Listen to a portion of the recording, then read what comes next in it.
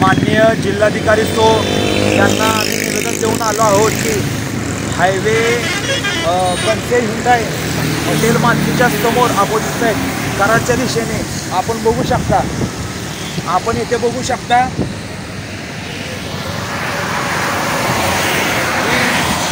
Divider आहे. या divider हे जे मोठं गटर आहे या गटरवरचं झाकण तुटलेलं आहे. परवा दिवशी पहाटे 6 वाजता ट्रॅव्हल्स आली. त्या ट्रॅव्हल्समधून एक महिला वॉशरूमला जाण्यासाठी बिचारी उतरली असता डायरेक्ट इथून उतरली आणि डायरेक्ट खड्ड्यामध्ये पडली. त्याच्या पाठोपाठ एक छोटा मुलगा आला आणि तो देखील बिचारा ह्यामध्ये पडला. जर ह्यामध्ये पावसाचं पाणी जर जास्त असतं तर त्यांना आज जीवाला सामोरे जावं लागलं असतं, त्यांचा जागीच जीव गेला असता. परंतु तरी प्रशासन दखल घेत नाही. त्यामध्ये सर्वात मोठी चूक ही RTOची आहे.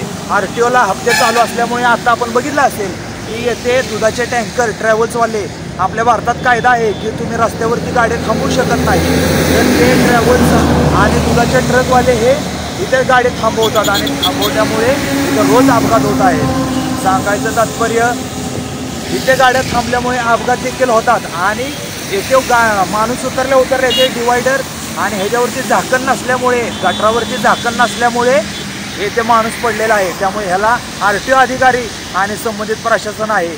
जर येत्या 4 दिवसात ह्या गटरवरती झाकण जर नाही टाकले तर आमचे नेते जिल्हाध्यक्ष मान्य अशोक बापू गायकवाड यांच्या नेतृत्वाखाली हजारो कार्यकर्त्यांना घेऊन आम्ही लोकांचे जीव वाचावे आणि ह्या गटरला झाकण लागावे यासाठी तिथला हायवे रोको आंदोलन करणार आहोत. आणि यावेळी कायदा सुव्यवस्था प्रश्न निर्माण झाला, सर्वस्वी प्रशासन जबाबदार राहील.